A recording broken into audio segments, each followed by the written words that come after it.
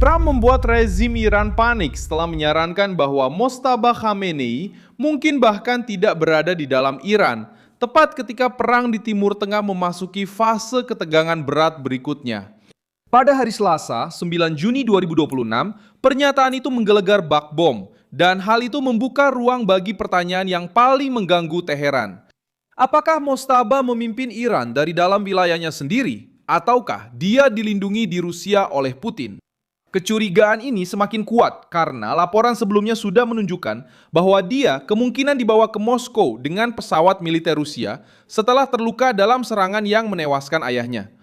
Sementara itu, Trump memperketat sisi lain dari krisis ini, menuntut penyerahan uranium yang sangat diperkaya dan terus menekan agar program nuklir dihapus total. Hezbollah menyerang, Israel membalas di Beirut, Iran meluncurkan rudal, Garda Revolusi mengancam akan memperluas respons, dan protes di dalam negeri kembali muncul, memperlihatkan ketakutan rezim. Apa yang Trump ketahui tentang Mojtaba? Mengapa Teheran menghindari menampilkan pemimpin itu dengan jelas? Bagaimana Putin menjadi bagian sentral dalam tekanan ini? Saya akan segera menceritakan semuanya kepada Anda. Jika Anda menyukai konten yang langsung dan tanpa basa-basi seperti ini, pertimbangkan untuk berlangganan karena di sini ada video seperti ini setiap hari. Krisis mulai berubah tingkatannya ketika Trump berbicara tentang Mojtaba Khamenei dengan nada penuh perhitungan. Dia mengatakan bahwa pemimpin Iran itu masih hidup, cukup terluka, dan masih ikut serta dalam percakapan, tetapi menolak untuk mengkonfirmasi apakah dia berada di dalam Iran. Bagi rezim tertutup manapun, keraguan seperti ini sudah menjadi masalah. Bagi rezim Iran yang sangat bergantung pada citra kekuatan pemimpin tertinggi, hal ini menjadi pukulan politik. Jika pemimpin tertinggi tampak lemah, bersembunyi, atau bergantung pada Moskow, narasi perlawanan akan kehilangan kekuatannya di hadapan rakyatnya sendiri. Hal yang paling sensitif adalah bahwa kecurigaan ini tidak muncul begitu saja. Laporan yang dirilis pada bulan Maret menunjukkan bahwa Mojtaba diduga diam-diam dibawa ke Moskow setelah serangan pada 28 Februari ketika Ali Khamenei meninggal dan putranya dikabarkan terluka. Versi yang dipublikasikan oleh media internasional memutip surat kabar Kuwait Al Jarida dan menyebutkan bahwa dia telah menjalani operasi di Rusia. Kremlin tidak mengonfirmasi informasi tersebut. Namun penolakan Trump untuk mengatakan di mana Mojtaba justru memicu kembali semuanya sekarang. Saat Teheran berusaha menunjukkan kontrol, disiplin, dan persatuan. Pernyataan Trump bersifat politis dan strategis. Dia tidak perlu menyatakan bahwa Mojtaba berada di Rusia. Cukup dengan membiarkan keraguan itu menggantung. Rezim Iran sekarang tertekan untuk membuktikan bahwa pemimpinnya benar-benar memegang kendali dan tidak hanya menandatangani pesan, melakukan panggilan, atau muncul melalui pernyataan yang dikendalikan. Bagi masyarakat Iran, hal ini memiliki dampak. Setelah berbulan-bulan perang, krisis ekonomi, pemadaman internet, dan protes, setiap tanda kelemahan di puncak menjadi bahan bakar bagi keraguan internal. Mojtaba juga menjadi bagian dari negosiasi. Trump menyatakan bahwa pemimpin baru itu lebih rasional daripada ayahnya, tetapi menegaskan bahwa rasionalitas tidak mengubah tuntutan utama Amerika Serikat. Rezim tersebut tidak akan memiliki senjata nuklir, tidak akan membuat, tidak akan membeli, tidak akan memperoleh, dan tidak akan menerima dari negara lain. Disinilah negosiasi menjadi semakin keras. Teheran bahkan bersedia mengatakan bahwa mereka tidak berniat mengembangkan bom nuklir, tetapi Trump ingin memasukkan penghalang total dalam perjanjian untuk mencegah adanya celah. Tanpa celah untuk membeli, tanpa celah untuk transfer, tanpa celah untuk hadiah dari sekutu. Tuntutan ini menjelaskan mengapa kesepakatan itu belum tercapai.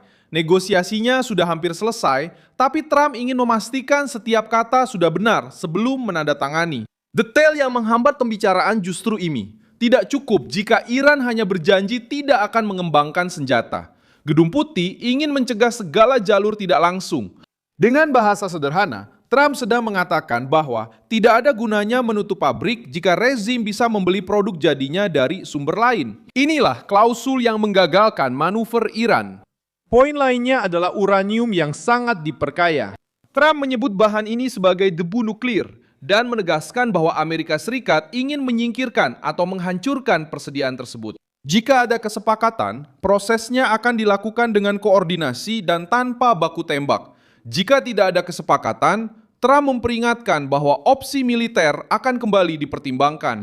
Pesan untuk Teheran sangat tegas, bahan nuklir tidak akan berada di bawah kendali rezim. Mereka harus menyerahkannya melalui negosiasi atau akan kehilangan melalui tekanan kekuatan Amerika. Setelah Hizbullah menyerang posisi Israel dan Israel membalas dengan pengeboman di Lebanon, Iran meluncurkan rudal ke Israel. Eskalasi tersebut mengancam untuk menghancurkan negosiasi yang sedang berlangsung. Trump kemudian meminta Israel dan Iran untuk berhenti menembak dan kembali ke jalur gencatan senjata. Itu bukan mundur, itu pengendalian kerusakan. Baginya, tekanan yang paling efektif saat ini bukanlah membiarkan semua orang membakar wilayah tersebut, tetapi menjaga rezim Iran tetap terkepung sampai menerima persyaratan. Israel tidak tinggal diam. Pemerintah Benjamin Netanyahu menyatakan bahwa mereka akan menahan serangan terhadap Iran untuk sementara waktu. Namun, mereka menegaskan akan terus bertindak melawan Hizbullah di Lebanon jika dianggap perlu. Inilah titik yang sensitif. Israel memandang Hizbullah sebagai ancaman langsung di utara. Iran menggunakan kelompok-kelompok sekutu untuk memberikan tekanan tanpa selalu menanggung seluruh biayanya. Dan Trump berusaha mencegah agar perang proksi ini tidak merusak agenda utama, yaitu negosiasi nuklir dengan Teheran.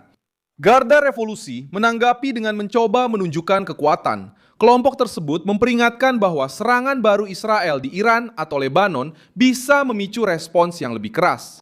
Namun, ancaman seperti ini muncul di saat yang paling buruk bagi Teheran.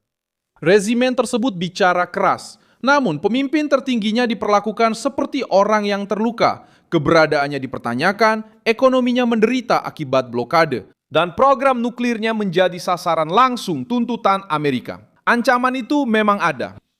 Namun, ruang geraknya semakin menyempit. Organisasi Perserikatan Bangsa-Bangsa juga ikut campur dengan meminta diakhirinya permusuhan demi menghormati gencatan senjata di wilayah tersebut. Sekretaris Jenderal Antonio Guterres menyatakan keprihatinannya atas eskalasi di Timur Tengah, terutama setelah serangan yang melibatkan Lebanon, Iran, dan Israel. Tekanan ekonomi, protes, dan pemadaman internet menunjukkan bahwa rezim tersebut takut pada rakyatnya sendiri. Ketika pemerintah perlu membatasi komunikasi, mengontrol gambar, dan menyembunyikan kelemahan pemimpinnya, itu berarti mereka tidak hanya menghadapi musuh dari luar.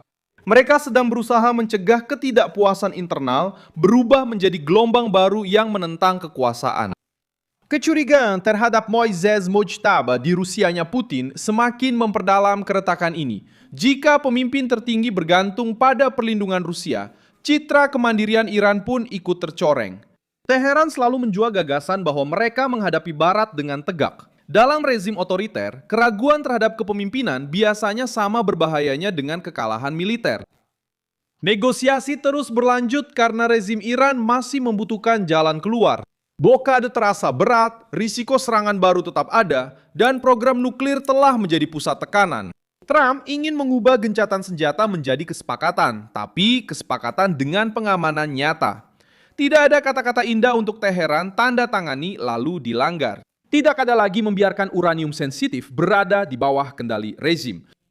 Tidak ada lagi membiarkan bom itu diperoleh melalui pembelian, hadiah, atau kerjasama dengan sekutu. Saya Milson Alves, Global Internasionalis, dan tujuan saya adalah membuat Anda tetap terinformasi dengan kebenaran setiap hari.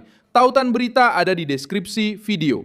Beri like pada video ini, subscribe ke channel, dan di akhir, lihat komentar agar Anda bisa lebih terlibat dengan komunitas Milson Alves.